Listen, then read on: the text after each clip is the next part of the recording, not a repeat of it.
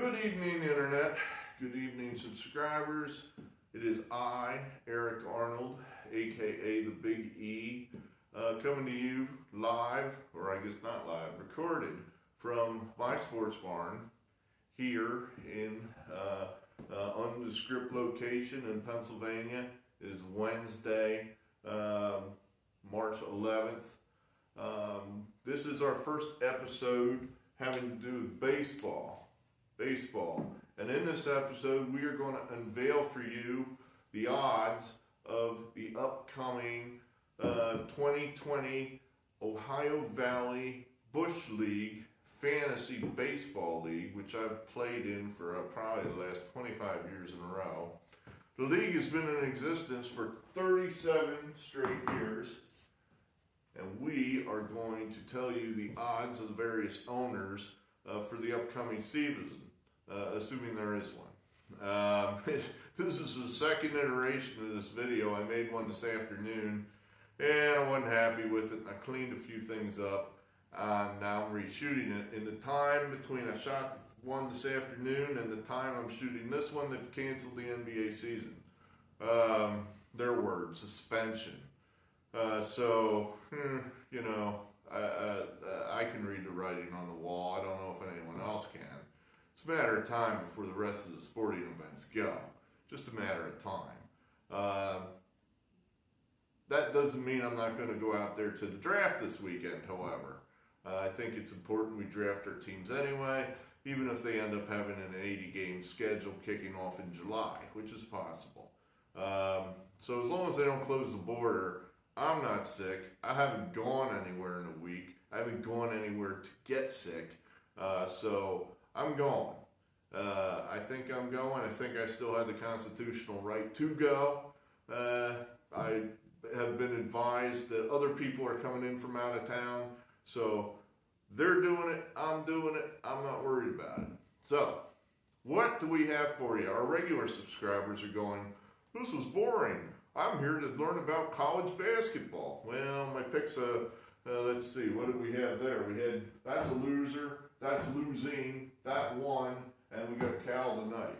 So that's what you got there. But baseball, we have a league. Let's go to the odds of the league. The chalk in our league is a fellow named the Old Timer. The Old Timer at 2-1. Now these names of these teams, they're their names. I didn't make these up. That's what they call themselves. So he calls himself the Old Timer. This fella, he's been in the league a long time. He's older than the rest of us, hence his name. I believe he taught science. I think he was a science teacher. He's a retired science teacher, I think. And all this guy does is eat, breathe, and sleep baseball. That's all he does. So naturally, that makes him very difficult to defeat when he can quote to you the starting 9 on the AA team of the Kansas City Royals. Not the Royals, they're AA team. How the hell are you going to beat that? Well, you're not. So I'm not. I don't spend that kind of time on this stuff. So he is very difficult to beat. Furthermore, he has another member of the team, or the league I should say, that is his son. They call themselves the Morons, their name. The Morons, son of the Old Timer, there's a controversy generally every year, almost without exception, where a trade gets made, and it just depends who's at the top of the standings, whether it's the Morons or the Old Timer. These two teams never compete at the same time, which we all find very suspicious. So the Morons will be trading the Old Timer good players for prospects if the Old Timer's in contention, or vice versa.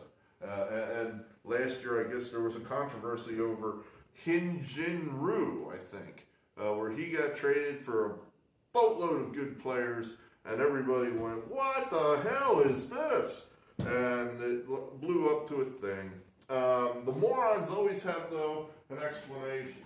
When you get right down to it, it probably is not collusion. Just sort of sounds that way sometimes, where Morons will have explanation of, well, now if I move this guy here and I need pitching here and I'm capped out of this category over here, but then this guy over here, he's worth this many points and this points and that points, and all these guys follow this stuff closer than I do. And I actually double checked his math one time just because I wanted to know. And the logic checked out. I couldn't believe it, but it did. I was like, well, I guess that trade that appeared to be lopsided really does seem to help both teams. So it was like, well, I guess the thinking makes sense. The old timer, he wanted. Now I'm doing this live, and now I'm under pressure. He won it in 2014. Won it again in 2018. I believe the Morons are our 2015 champions. This league's been going on for 37 years. Unfortunately, we only have a handful of years on the current website.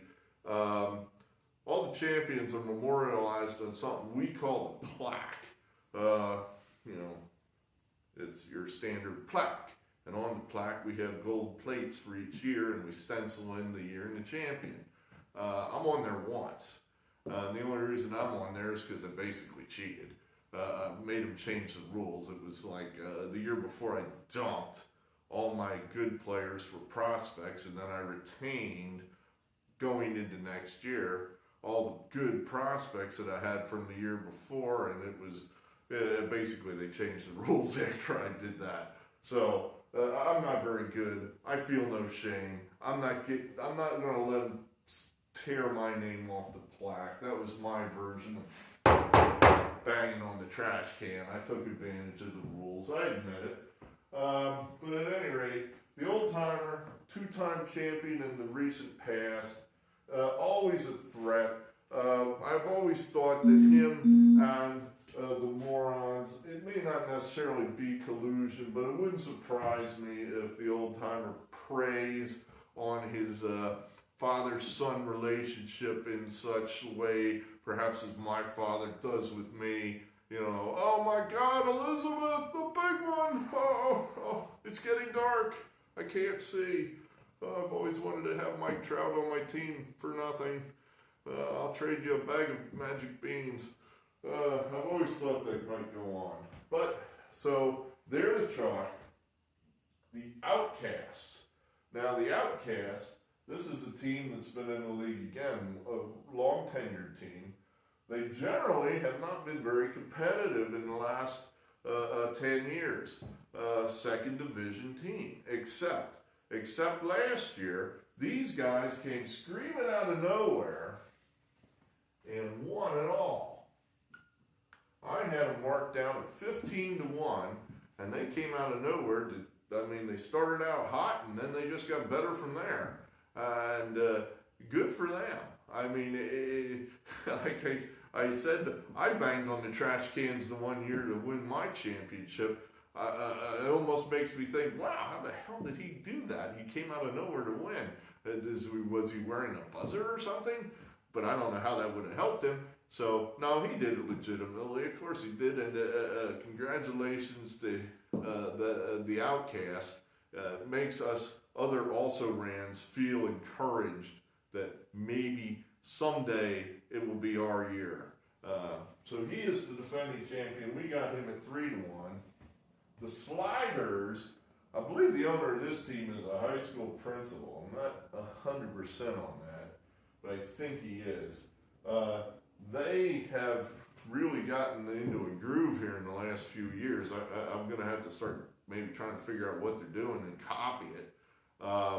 He's been in I think he's been on the board. That's horse racing talk, first, second, third. I think he's been on the board 3 years in a row. I think he was third last year. Might have been second the year before that, and then in 2017 he won it all. So he's definitely always a threat. So Sliders, the Golden Boy at 7-2. The Golden Boy. Pretty sure the Golden Boy is a name from high school. Like the rest of us, or at least most of us in this league, he has his AARP card, so there might not be that much gold left, but he is generally in there somewhere. He bought himself a book a few years ago, Fantasy Baseball for Dummies or something like that, and boy, that book must have worked because he has been in the thick of it ever since I remember him telling me he bought that book. So I've been thinking maybe I need to get myself a book or something. But gold in there at 7-2. Yeah, that's right.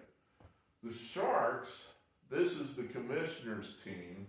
The Sharks at 9-2.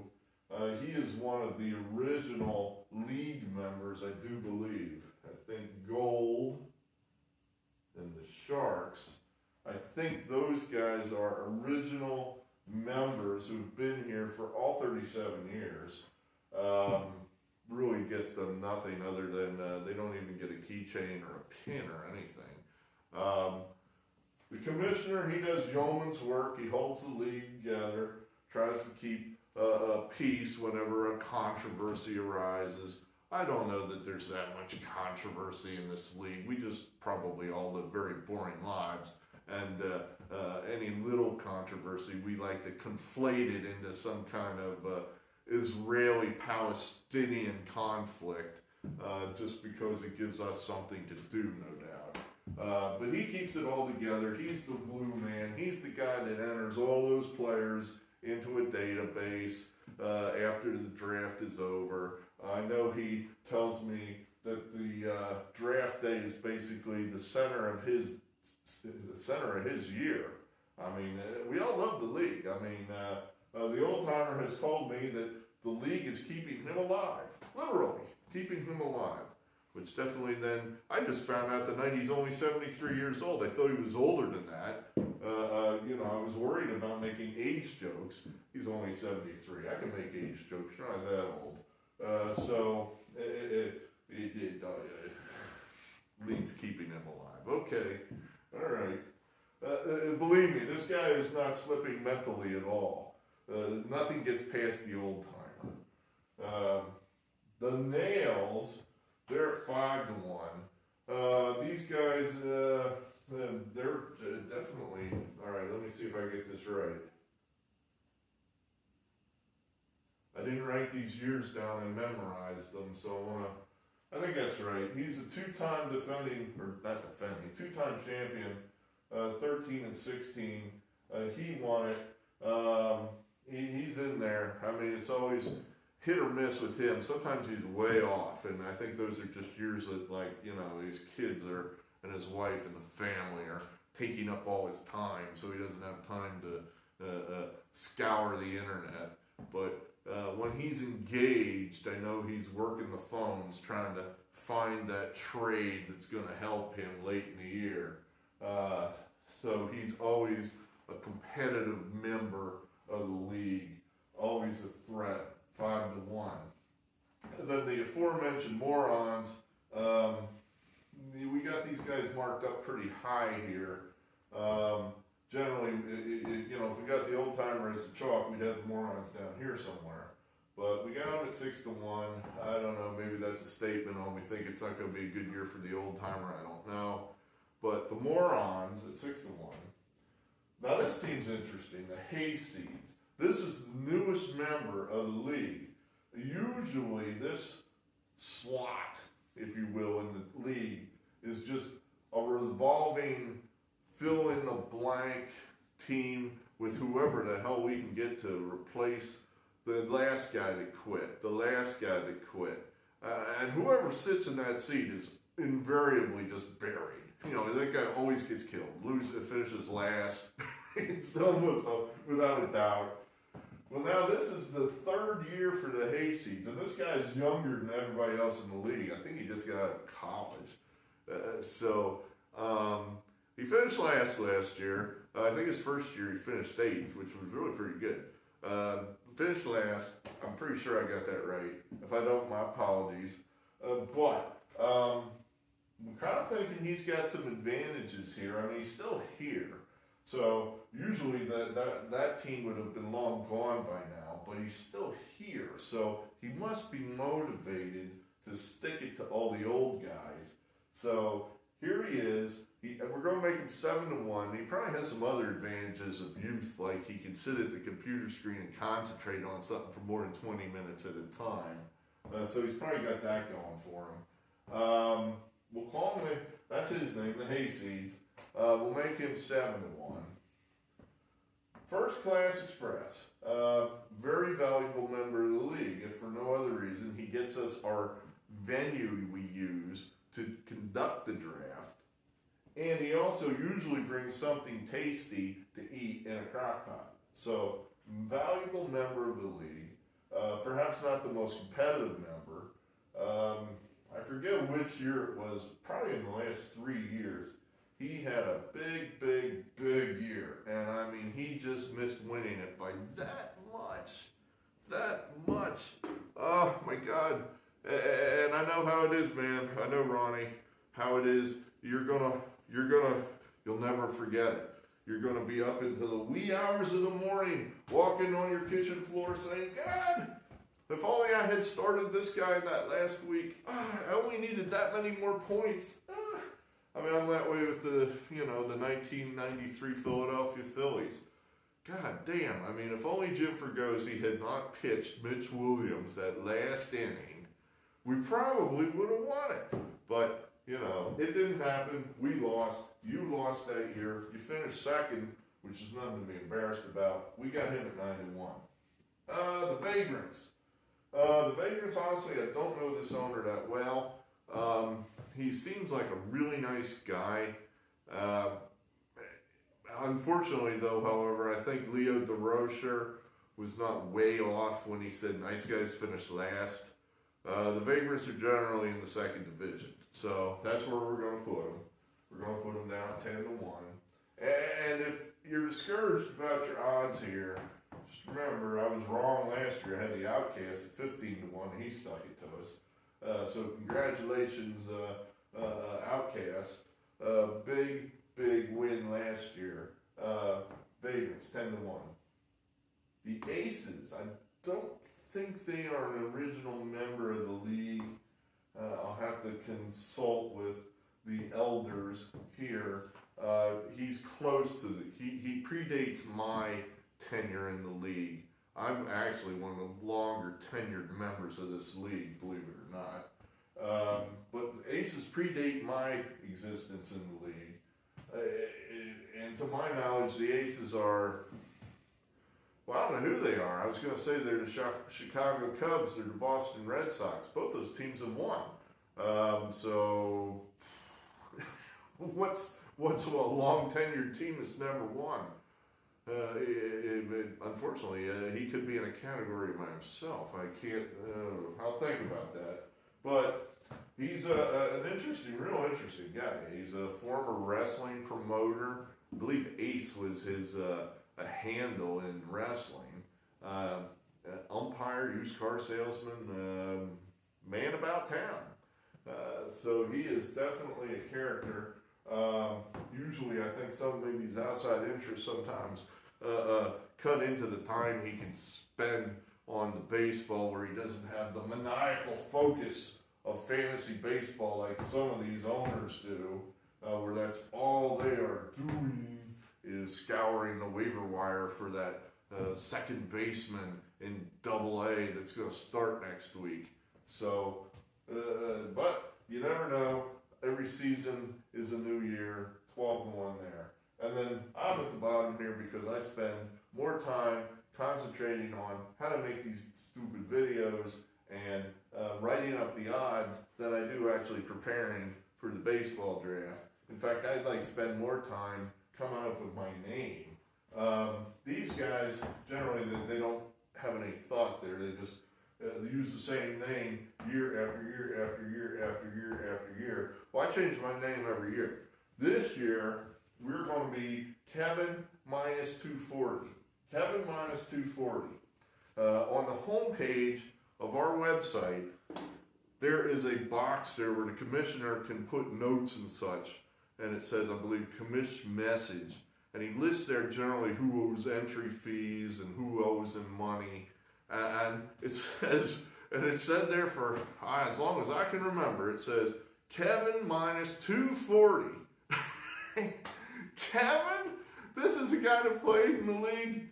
It's got to be 10 years or more. I haven't seen this guy in at least 10 years. Honestly, to my knowledge, he could be dead. But he owes us, apparently, $240, which makes no sense at all to me anyway, because that's 2 years worth of fees.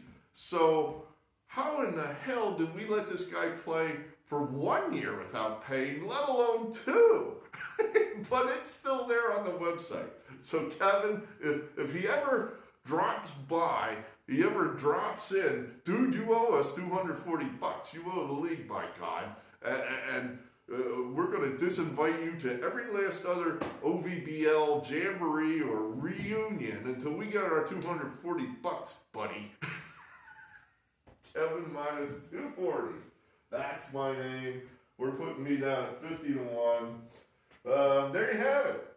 There you have it. Now I'm going to also send out a text version of this because I know some people, like myself, I can read things a hell of a lot faster and watch a 20-minute video. Oftentimes I don't have 20 minutes to watch a video. So that's what we're going to do there. We're going to cheat here. This is a YouTube trick that I just learned. I'm ripping this off of one of my subscribers, one of my, I'm going to say, influencees. Is that a word? I influenced this guy. He started his own YouTube channel based on what I'm doing. Ranch. All right, Ranch. I'm ripping you off, which I think is like one of the sincerest forms of flattery. The idea is to get a picture on the YouTube video that stands out so the YouTube's computers can focus on that, and that's what they grab for the screenshot that shows up in all the other countless videos, millions and billions of other videos that you're competing against.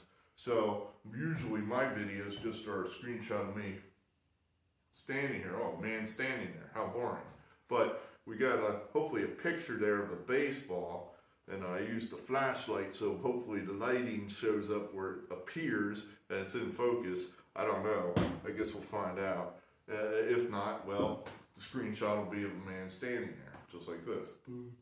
So, there are the odds. Old Timer to chalk, followed by Outcast Sliders, Golden Boy Sharks, Nails, Morons, Hasties, Express, Vagrants, Aces, and then Kevin minus 240. That's the league. Hopefully we have a season. Everybody stay safe out there. Wash your hands.